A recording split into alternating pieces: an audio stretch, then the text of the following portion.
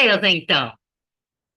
Ó, primeiro ponto da mentoria de hoje, vamos falar de cobrança de honorários. Como que faz? Como que eu faço, inclusive? Roberto, para a gente ter um contexto, qual que é a sua dor? Você não precisa falar o nome do cliente nem nada. Diga para mim, o valor cobrado é quanto que você tinha dito do seu caso? Vamos lá, são no total as quatro casas, tá? Com todos os IPTUs dá 10.800, mais ou São menos. execuções fiscais, não é? Exatamente. Detalhe, olha só. São quatro imóveis. Desses quatro imóveis, com certeza lá tem.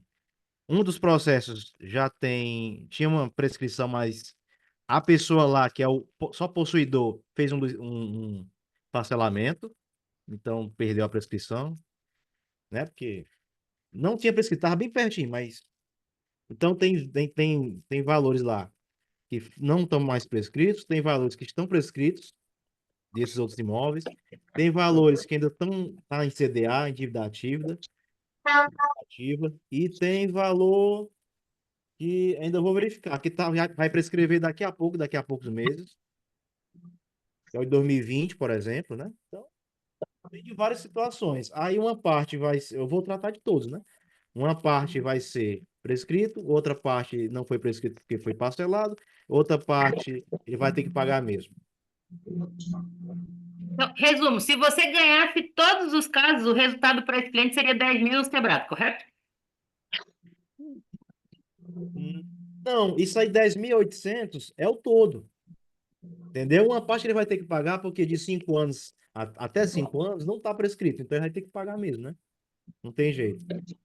Mas uma coisa que vem desde 2003 para cá, então tem em vários imóveis, cada um deles tem uma situação. Tem débitos tanto prescritos quanto não prescritos, quanto débitos que foram parcelados e perto de prescrever e vai ter que pagar de qualquer forma, entendeu?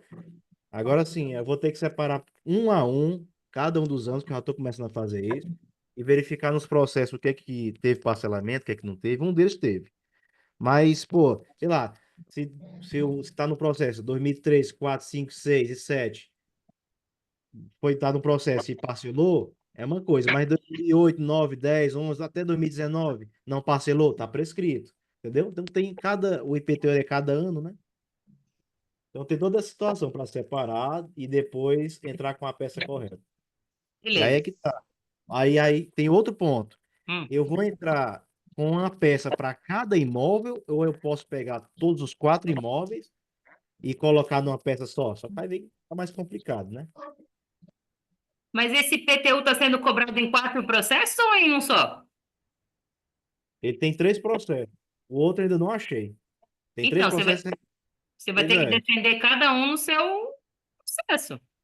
pois é. Aí, só que juntando tudo, são valores pequenos, mas que juntando tudo dá 10.800. Aí eu cobraria o quê? Uns 5.000? Vamos lá, gente, ó, vida real agora. E aí vocês me ajudem, principalmente quem já atua. Ó, a Nayara, por exemplo, a Denise, para a gente ver se o que eu penso faz sentido, tá bom?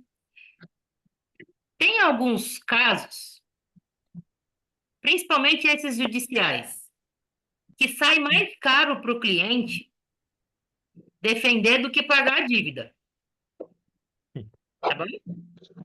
Então, o cliente tem que pensar se vale a pena ele brigar ou não.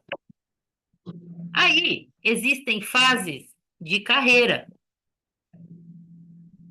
Eu lembro, vou contar uma história para vocês. A primeira vez que eu fiz uma sustentação oral foi de um caso que era criminal, nem era tributário, tá? Eu cobrei bem baratinho na época. Isso foi em 2011, 2012. Eu tinha acabado de me formar e eu queria fazer a sustentação oral para ver como era. Então, eu aceitei trabalhar no caso baratinho porque eu queria aprender, tá bom?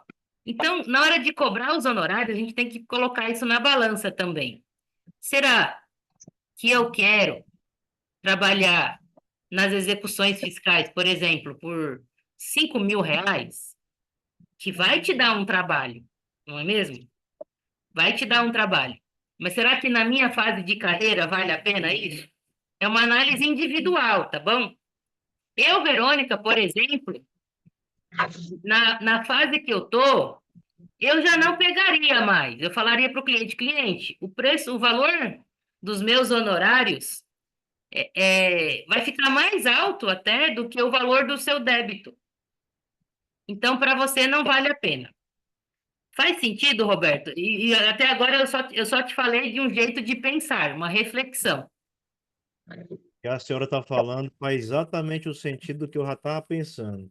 Porque eu nunca peguei um caso tributário, né? Como a senhora sabe, eu sou inexperiente. Até agora eu estava defendendo ali mais a parte consumidor, eu já estava ali, né? Aí eu tô pegando meu primeiro cliente de tributário, então a senhora já me ajudou lá, naquele momento lá que eu ia pedir ajuda, a senhora me mostrou lá como é que o sistema e tal. E aí eu tô pegando exatamente em caso de mais experiência mesmo, né? Mas, porra, dá um trabalho danado, né? Então, eu vou fazer um preço assim bem abaixo. Quando eu olhei lá o preço da OAB, por 15 mil, é doido, deve ter 10.800, como é que eu vou cobrar 15 mil? Não tem nem perigo. Mas aí eu tava Nossa, pensando, eu mesmo pensei, rapaz, naquele dia que a gente tava falando sobre o caso da Denise, ela disse assim, ah, mas será que eu cobro e tal? Não, faça como um pacote. Eu até lembrei daquela conversa que a gente teve. Ah, é bom você fazer um valor fechado, principalmente no caso, né? Um valor pequeno. Valor fechado, eu vou fazer as defesas dele aqui, resolver a vida dele. Eu acho que eu prefiro trabalhar. E aí vai ser por aprendizado mesmo, né? Aí vai começar a ter mais fama e ir pegando outros casos.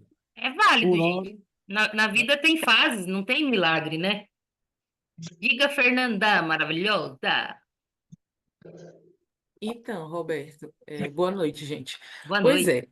é, eu estava prestando atenção aí no que a Vero te disse, mas é o seguinte, é, tu pode aceitar essa questão administrativa e ainda assim ganhar teus honorários, orientar o cliente a pagar, né? Não necessariamente perder os honorários. Vai ser mais difícil, vai ser mais oneroso, mais trabalhoso para ti ingressar com uma ação judicial, mas se ainda tiver uma defesa administrativa, tu pode fechar com o cliente.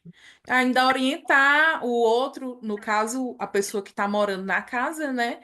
A fazer um acordo para ela arcar também com parte desse prejuízo. Não necessariamente tu tem que adotar o caminho mais difícil, né? E no caso dele já é judicial, não é? Já é execução fiscal. exatamente. Eu vou ver, uma das coisas que eu vou verificar, tá lembrando que a senhora falou numa aula, chega lá para o procurador, e aqueles que eu vou verificar que já estão prescritos mesmo, verificar, ó, procurador, tem como você fazer uma anulação, pedir para anular isso aqui, porque esses débitos aqui já não existem mais, estão prescritos, né? E já entra como parte do meu trabalho, já faz como parte do meu trabalho. O advogado ir em loco, né, resolver os problemas, tá entendendo? Agora a questão de ir atrás dos moradores atuais, até poderia ir, mas é uma coisa que eu tô pensando se eu vou, porque na verdade é muito possível que essa casa já tenha sido vendida e revendida só contrato de boca, tá entendendo? E de uma hora para outra pararam de pagar, bora para outra. E tá lá acumulando débito sem. Então, beleza. Fê, mais alguma coisa? Ou era isso? Era isso, Vero. Beleza. Bom, passamos aqui da primeira etapa, então, de análise de quanto cobrar, gente. Eu falo, vocês sabem, eu falo da vida real, tá bom? E a vida é feita de fase. Então, em alguma fase, a gente vai sim, talvez cobrar mais barato pelo aprendizado. Só não pode durar para sempre. Aprendeu uma vez, já está aprendido, certo? Bom, ultrapassamos a fase, já aqui, do aprendizado. Eu tenho uma fórmula mágica de cobrar honorários? Não. Quando estava eu vou aberto, fazer né? uma. Oi? Meu microfone estava aberto, né? Como você tá? Tudo bem? Desculpa, tudo Imagina. bem. Desculpa, beijo. Beijo. Quando eu vou fazer recuperação tributária, transação, Tudo que o cliente vai pegar de volta um dinheiro, na minha cabeça sempre está entre 20% e 30%. Tá bom? Sempre eu consigo os 30%? Não. Por quê? Se o seu cliente vai fazer uma transação e ele consegue um desconto muito grande, provavelmente ele vai diminuir esse percentual.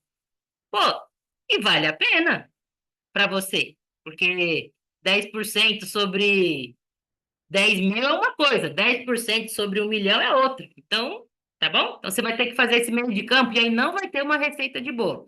Mas na minha cabeça é sempre 20% e 30%. E aí o resto é margem de negociação com o cliente. Quando que eu negocio com o cliente? Se, deixa eu dar um exemplo prático, que eu fiz uma transação no mês passado para uma empresa de construção civil, que já estava nos últimos dias lá do prazo, depois até prorrogou, né? Mas como eu não tinha certeza que ia prorrogar, eles conseguiram quase 500 mil de desconto. Poxa, e o cliente está ruim das pernas, ruim, está no prejuízo, tá que tá. Então, a transação era para ajudar ele a ter mais fôlego. Gente, não teve como ficar em 30% do êxito. Ficou em 15%. E tá ótimo. 15% de 500 mil, foi em parceria, né? Então, não veio o valor total para mim, mas e foi uma parceria que a outra pessoa me ajudou a executar também, porque a gente precisou ir na procuradoria. A transação não saiu logo de cara, eu tive que fazer algumas reuniões e foi o meu parceiro que fez, não fui eu, porque eu não estava aqui em São Paulo. Esse é um exemplo prático, onde os 30%, os 20% a 30% que fica na minha cabeça, foi relativizado, porque eu queria entrar no cliente, primeira coisa, porque faltava poucos dias para dar o prazo da transação, eu não precisava ajuizar nenhuma ação judicial, e eu queria mostrar serviço para esse cliente para pegar mais casos no futuro. Tá vendo que não tem uma fórmula mágica? Agora, talvez se você conseguir uma recuperação tributária ou uma transação que é pouco desconto, aí você não vai conseguir, aí não vai valer a pena você reduzir para menos do que 30%. Não vai ter receita de bolo, gente. Vai depender do seu momento de vida, vai depender do seu objetivo com o cliente. Você acha que é um cliente que vai te dar outros contratos? Esse cliente, por exemplo, certeza que o que ele mais vai ter na vida é problema tributário. E não vai demorar, porque a contabilidade dele é ruim. Ruim, ruim. Tá fazendo um monte de coisa errada. Daqui a pouco pipoca as buchas aí para eu resolver. Tá bom? Então, é esse o raciocínio que eu faço. Quando não é recuperação tributária, então eu vou ajuizar alguma defesa, vou ajuizar alguma ação, fazer alguma defesa, eu pego a tabela da OAB como norte, tá bom? Eu pego a tabela da OAB como norte. E aí pode ser que eu cobre mais do que está lá na tabela da OAB. Se eu achar que vai me dar mais trabalho, se o cliente for maior. Quer ver um exemplo? Teve uma vez que eu fui dar um treinamento de reforma tributária, parecido com o que eu dou para vocês em uma empresa. Eu fiquei na empresa dando treinamento mesmo 2 horas e meia. Aí conversa vai, conversa vem, eu fiquei na empresa umas 3 horas, 3 horas e meia. Eu cobrei 10 mil reais por esse treinamento. Eu poderia cobrar esses 10 mil reais, só que é uma empresa grande, famosa, do lucro real, que eu já tinha um relacionamento com a pessoa que me contratou, nem choraram para pagar. Se eu tivesse cobrado mais, eles teriam pagado até fiquei pensando nisso depois. Eu conseguiria cobrar a mesma coisa para uma empresa do Simples Nacional, uma empresa menor? Não. Então, isso é vida real, gente. Você vai ter que analisar o seu cliente e o seu objetivo dentro daquele cliente, o que é possível fazer. Por isso que eu ensino, isso tem aula lá, né, dentro da formação, de como que você investiga o seu cliente. Você tem que saber tudo do cliente. Como que ele fatura, está bem das pernas, está ruim das pernas, porque você vai ter que ajustar os seus honorários à vida real, tá? E vida real é assim que funciona. E funcionava assim nos escritórios grandes que eu trabalhava, era assim também. A gente tinha uma tabela de honorários, mas para manter relacionamento com o cliente, tinha concessão, sim, senhor, sim, senhora. Às vezes a gente pensa que os escritórios grandes não fazem concessão, de honorários fazem, e bastante concessão, bastante, tá bom? Quando eu trabalhava dentro de empresa, eu estava na posição de eu estar no escritório, né? Então, eu mandava as propostas. E quando eu trabalhava na Ernest também, eu mandava as propostas. E quando eu estava dentro da empresa, que eu recebia as propostas, também eu brigava por concessão. É assim que é, tá bom? O que é que eu, Verônica, costumo adotar na hora de dar concessão? Concessão é desconto para o cliente.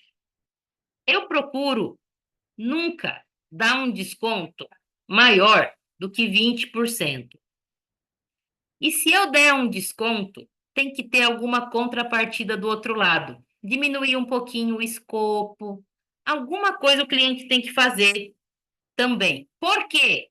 Porque isso quem me ensinou foi um chefe que eu tive, o nome dele era Guilherme. E um dia ele pediu para fazer uma proposta de honorários, e eu falei assim: vamos jogar. Eu não lembro o valor dessa proposta. Eu falei: vamos jogar um valor bem alto, vai que cola. Falei assim para ele, né? Porque parece que o cliente, eu tinha dado uma pesquisada, estava bem. Aí ele falou assim para mim: não, vamos fazer um valor que a gente acha realmente justo. Por quê, Verônica? Eu falei: mas por quê? Vai que cola. Porque aí fez sentido. Ele falou assim: olha, se você joga lá em cima, no vai que cola. Aí o cliente, aí não cola. O cliente pede para baixar, você diminui o seu valor em 50%, 60%, só tem duas possibilidades. Ou você tentou enganar o cliente cobrando mais do que vale, ou você não sabe nem precificar o seu próprio trabalho. E ele falou: isso pega mal para o cliente, porque ele não vai tratar as suas propostas como sérias. Por isso que na minha cabeça sempre tem aqueles 20% lá de margem para eu ajustar, desde que tenha uma concessão do outro lado, tá bom? Isso é uma receita de bolo? Não. O exemplo que eu dei da transação tributária, por exemplo, eu queria cobrar 30% do êxito, eu acabei cobrando 15%. Poxa, eu reduzi pela metade, não é? Só que é diferente, porque a situação é diferente. Era êxito, ia demorar poucos dias para terminar o trabalho. Agora, se você faz, por exemplo, uma proposta para fazer um planejamento tributário, aí você cobra 30 mil reais para fazer o planejamento tributário. Aí negocia, negocia, negocia, abaixa para 10, abaixa para 8. Percebe que ficou muito discrepante? Ou você não soube precificar, ou você tentou enganar esse cliente para cobrar mais do que o seu trabalho vale, entendeu?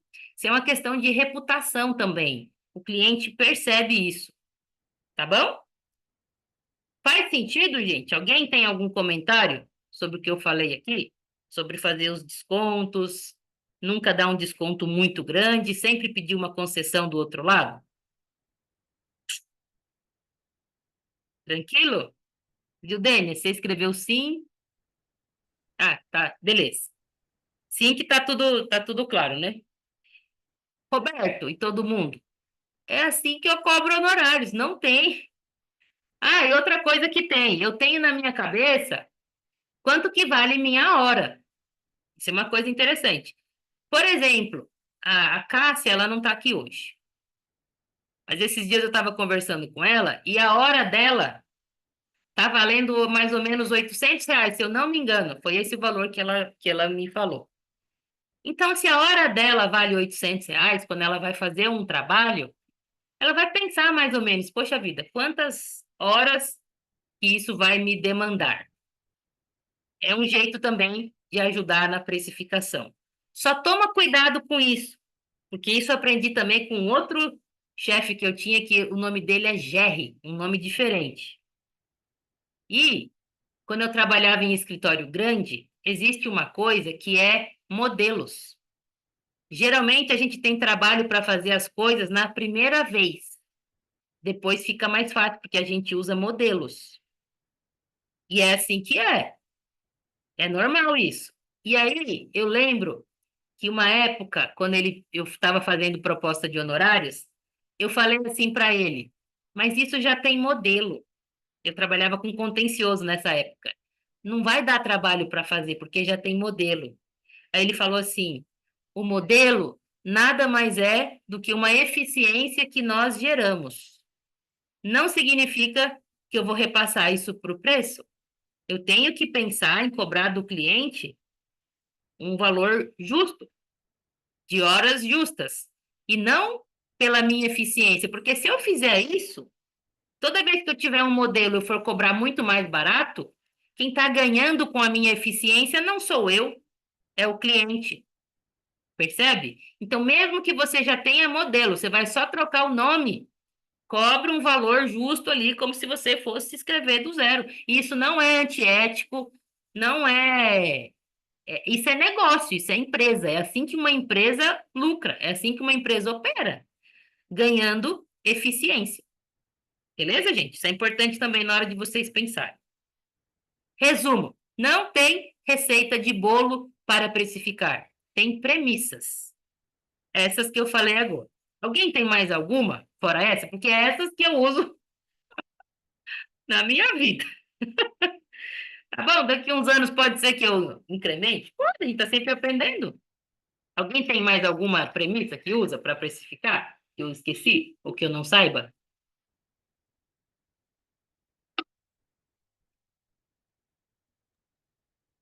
Não? Ô, Vê, Oi, oi, Denise.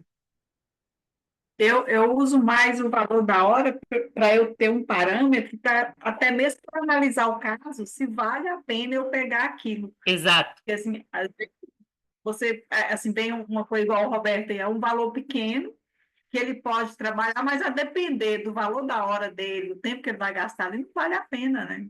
Exatamente. Perfeito. É isso aí. Nem todo cliente vale a pena ter. Diga, Fernanda. Então, às vezes a gente fica se baseando, como é o caso do Roberto. Ah, mas o cliente vai gastar 10 mil, ele não vai me pagar o tanto que eu quero e tal. Mas às vezes o cliente está tão desesperado para se livrar daquela situação que ele não vai chiar com os honorários. A gente aqui já está antecipando uma situação. Então, a melhor situação é conversar com o cliente. Ó, eu vou ter trabalho para fazer isso, isso e isso. Como é o caso do Roberto, que não quer ir atrás dos outros moradores. Coloca isso a cargo do cliente. Olha, se você não me trouxer esse documento até o dia tal, infelizmente eu não vou poder pegar a sua causa porque você não está facilitando, né? Então, a gente sempre tem que procurar um ajuste. Não é porque, eu acho que ele não vai me pagar. Você já conversou com isso, a respeito disso com o cliente? Às vezes a gente fica nesse achismo, né? E não parte para a real, né? Que é conversar a respeito disso. Nossa, Fernanda, você foi inspirada divinamente agora. Conversar com o cliente. Exatamente, perfeito. Não, não existe atalho, tá? E a gente tem que lembrar que cliente é uma pessoa. Então, existem pessoas que são mais sensíveis, outras não estão nem aí. Então, conversar com o cliente é o principal. A Jaqueline também disse que aprendeu em consultoria que a margem máxima de desconto era até 20%. Mas não começa com os 20, pelo amor de Deus. Então tá fazendo sentido. Eu trabalhei na Ernest também. A gente tinha algo nessa linha. Inclusive, gente, na Ernest, foi uma escola para mim lá. Lá eu tinha que estimar as horas que iam ser gastas em cada projeto. Projeto é uma consulta que eu vou. Deixa eu dar um exemplo, vai, para ficar mais palpável. Uma vez eu peguei um cliente que ele prestava serviços para a Colômbia, ou seja, ele pagava, né? Mentira, ele recebia, ele prestava serviço para a Colômbia, e aí o cliente dele da Colômbia pagava para ele aqui no Brasil.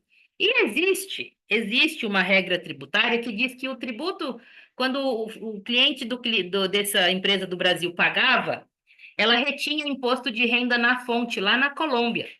E existe uma regra tributária que diz que esse tributo retido na fonte lá na Colômbia pode ser usado para abater do tributo no Brasil. Você acredita?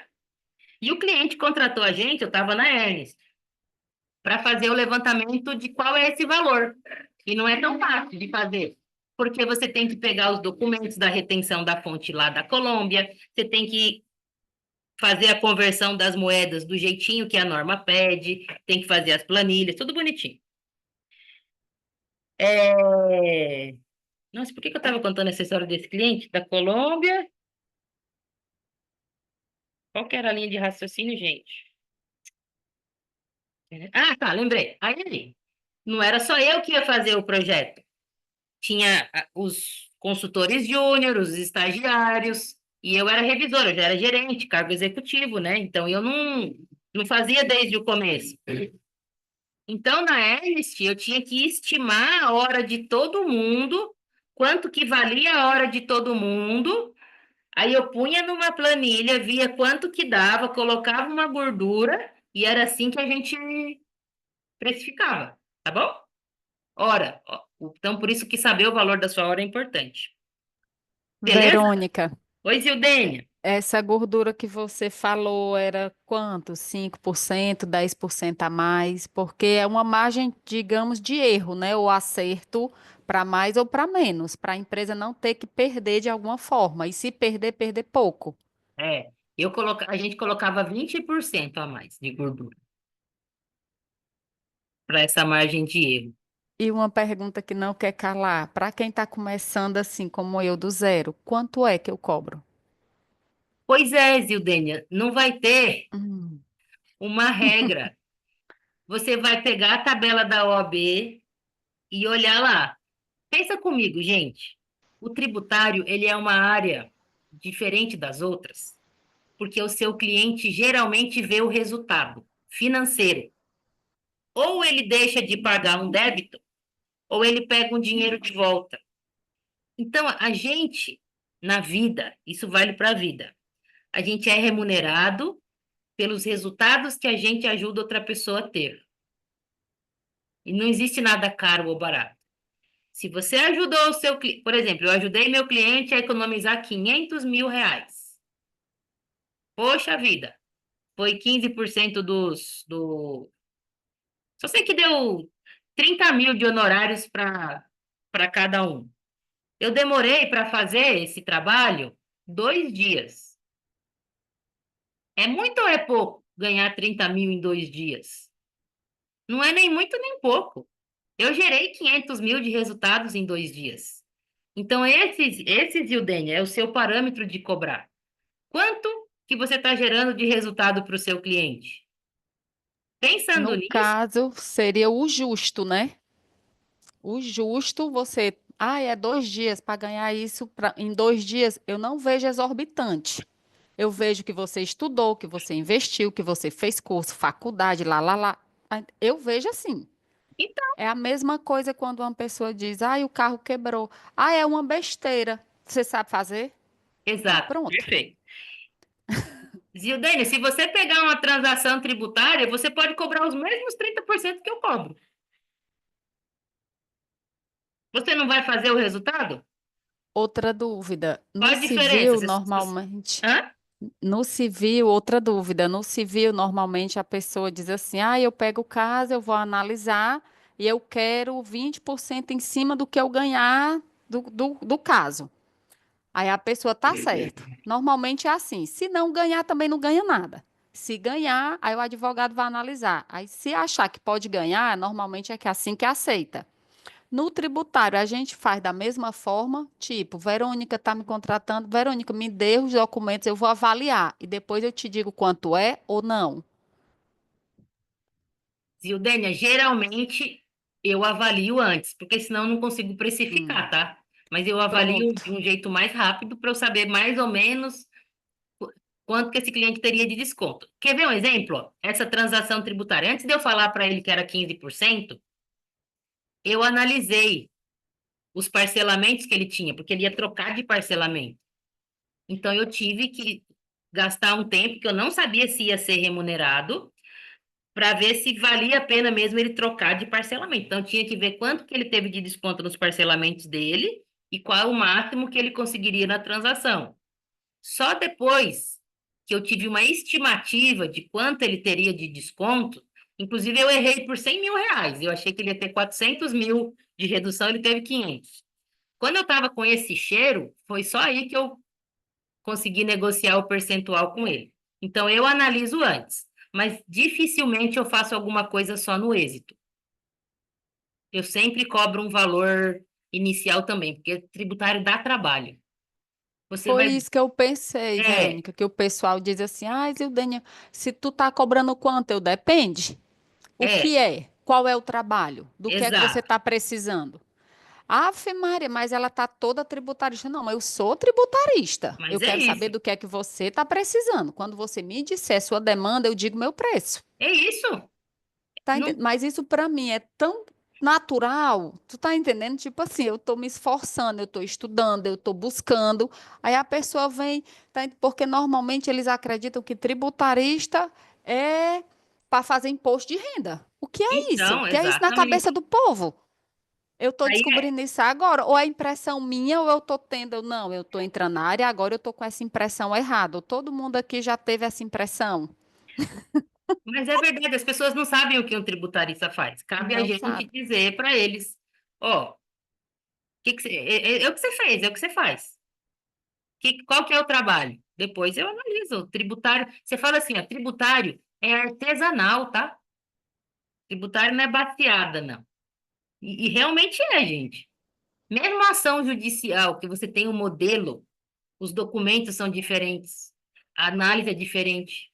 Eu nunca peguei um caso tributário que fosse exatamente igualzinho, 100% igual ao outro.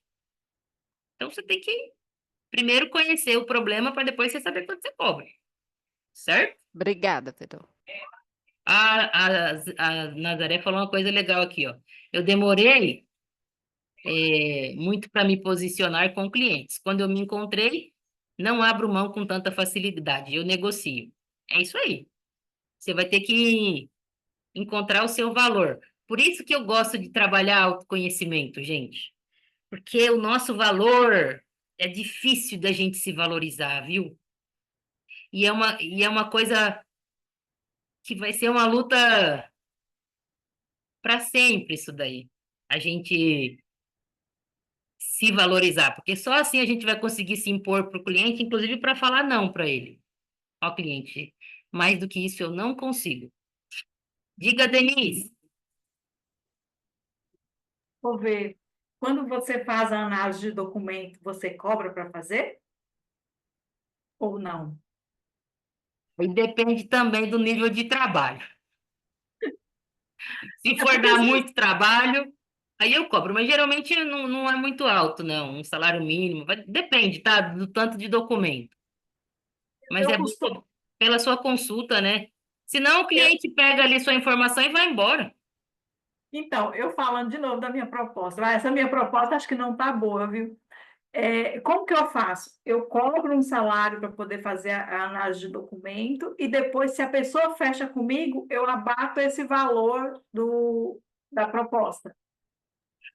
Pô, isso eu acho legal, viu?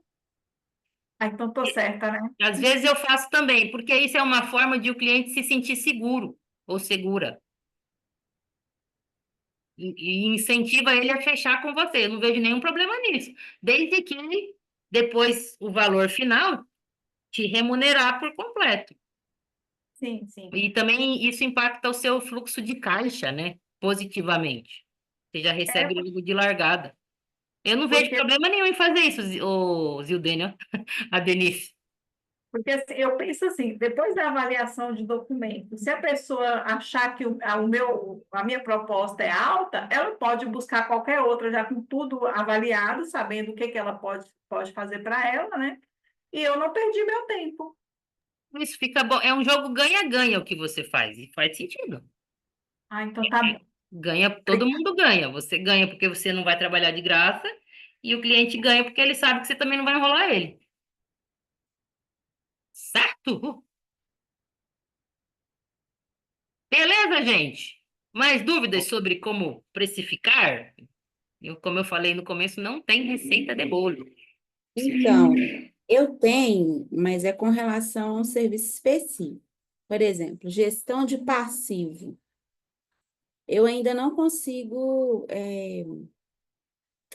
mensurar um valor, porque apareceu um caso e ele provavelmente vai ser isso, vai ser uma gestão de passivo, mas eu nunca fiz, então eu não sei como que eu vou cobrar, tô meio na dúvida. Dá umas dicas. Vamos traduzir o que é gestão de passivo? É uma palavra grávida. Eu aprendi isso quando eu fiz curso de programação neurolinguística. Existem palavras que ela é grávida, cada um dá o significado que quer. É igual a palavra amor. Para mim, a pessoa mostra que me ama se cozinhar para mim. Fizer as coisas para mim, eu adoro. Tem gente que gosta de ganhar presente. Eu já não faço questão, não precisa me dar presente. Tá bom? Gestão de passivo é uma dessas coisas. O que que é o passivo de uma empresa, gente? Pode ser todos os processos judiciais e administrativos que essa empresa tem. Eu já trabalhei não vou falar nome, né? Mas nas multinacionais, tinha uma que tinha 1.000 processos. Tinha outra que tinha 2.000 processos. Quanto vale você cuidar de 1.000 processos? O que que significa cuidar de 1.000 processos?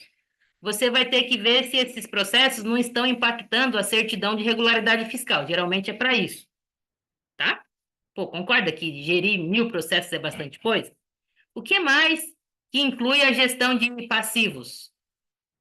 As dívidas que essa empresa tem.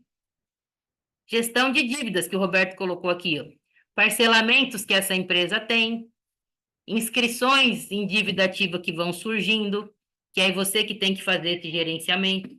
Então, Adenice, o jeito de cobrar, você vai ter que ver o que é que está dentro desse passivo que você vai gerenciar. Quantos processos são? É administrativo ou é judicial? Se for judicial, está em que fase? Está na fase do começo ou está na fase final? Qual vai ser a sua função? Você vai ter que fazer as defesas? Sim ou não? Vou dar um exemplo. Numa empresa quase que eu falei o nome. Em uma empresa que eu trabalhava, a gente pagava para um escritório que fazia a gestão de passivo para a gente 30.000 por mês. Tudo isso. Por quê?